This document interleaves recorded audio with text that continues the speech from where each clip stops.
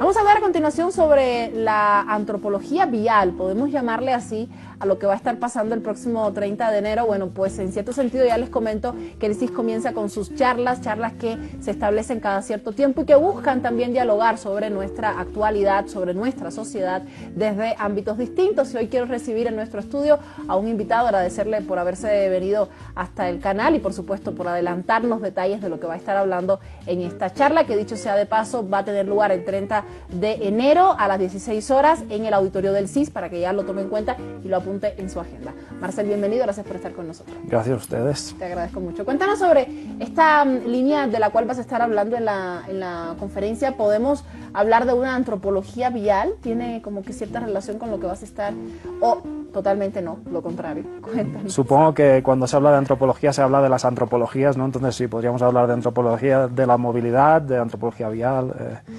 Sí, yo creo que en primer lugar hay que agradecer al CIS, ¿no? Su predisposición a aceptar gente que venimos de fuera, ¿no? Y que en este caso nos ofrece sus instalaciones, nos ofrece su infraestructura, ¿no?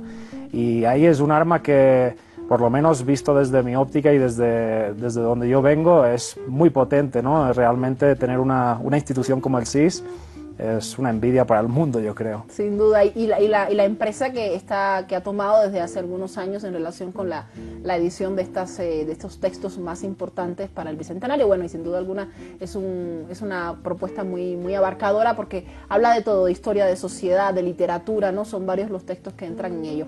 Vienes de la Universidad de Barcelona, ¿verdad? Correcto. Has estudiado allí antropología.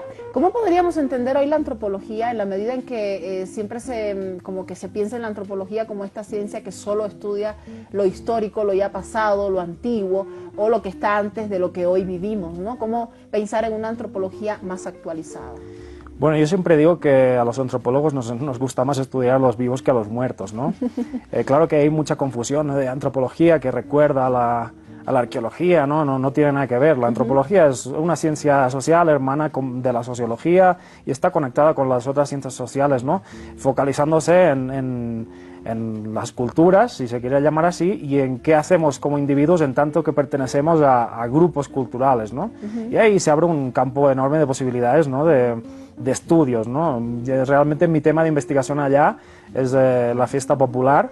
Y acá estoy haciendo un trabajo sobre la movilidad, ¿no?, sobre el tráfico, el tránsito en el área metropolitana. Entonces ahí, siempre desde esa perspectiva humana, ¿no?, hay realmente mucho campo que correr. Genial. Cuando hablas de la antropología, digamos, urbana, a lo que te estás refiriendo, ¿cuáles son los elementos que se estudian? ¿Por qué estudiar la forma en la que se movilizan los seres en una sociedad urbanizada?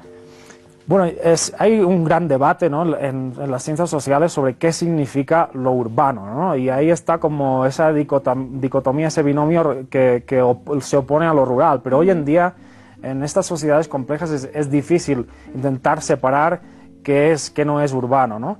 En todo caso, que sí que hay una serie en el caso de la movilidad, hoy lo pensaba, ¿no?, sí que hay una cierta manera de moverse en las ciudades que es característica, ¿no? Y ahí intervienen muchos factores, ¿no? Y sí que es verdad que cuando hablas de la movilidad en una zona como el área metropolitana de La Paz, el Alto, no solo intervienen factores económicos, no solo intervienen factores políticos, sino que también intervienen factores culturales. Es decir, la movilidad no solo representa un impacto en las diferentes formas de moverse, sino en la ciudad misma, ¿no? Y eso creo que es importante tenerlo en cuenta, ¿no?, que la movilidad genera y crea ciudad, ¿no? Más allá de solo no hay que contemplar la movilidad solo desde el punto de vista de ella misma, sino como realmente como algo que tiene su impacto en toda la ciudad, ¿no? Claro, y ello se va gestando en relación con ciertas características culturales de las personas que gestan este espacio de movilidad, porque evidentemente si no hubiesen personas que manejasen autos, los autos no se moviesen solos, ¿no? Bueno,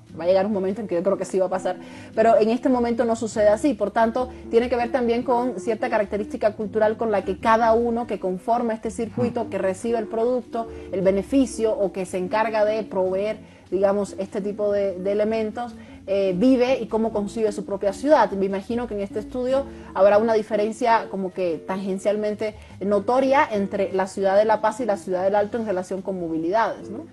Yo creo que, bueno, otros autores trataron el tema, ¿no? Pero también hay más preguntas que respuestas, yo creo, en las ciencias sociales, ¿no? Y eso es interesante, ¿no?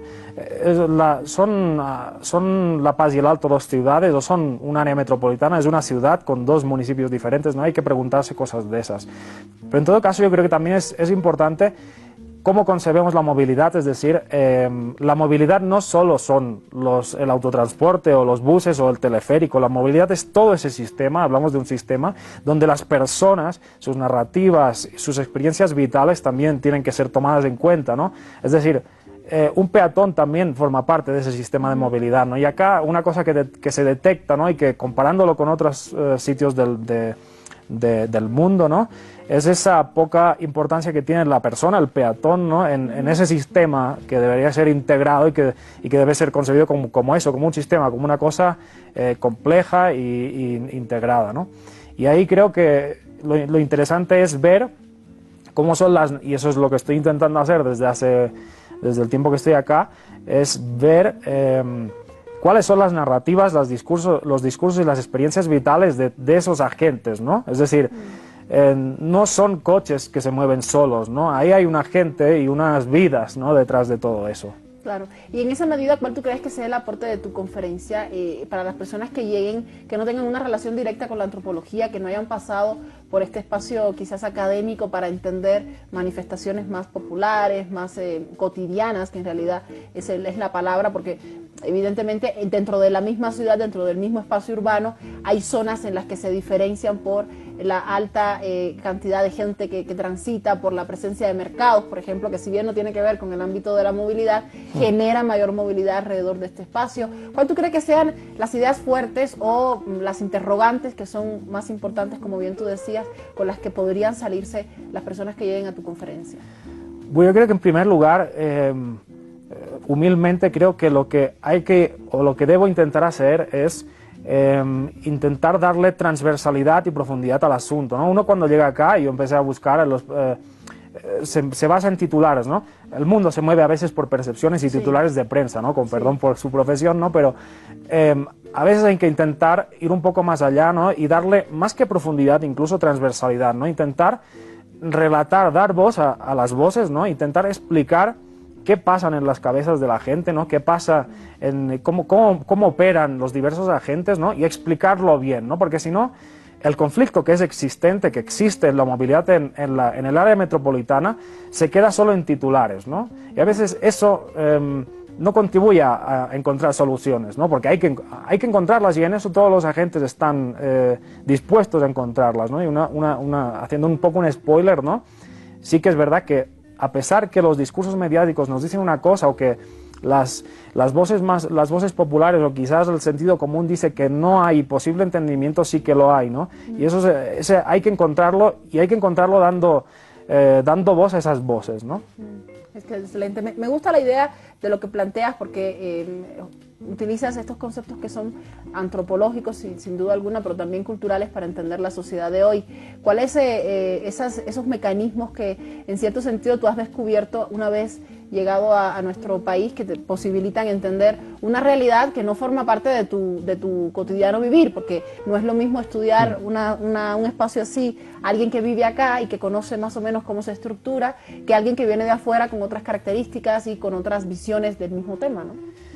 Bueno, yo creo que ahí lo que decíamos hace un momento es hablar del conflicto, ¿no? Intentar ver esas partes de los agentes que operan ese conflicto y detectar cuáles son los ítems los ítems que articulan los discursos para después intentar ver dónde se entrecruzan esos discursos, ¿no?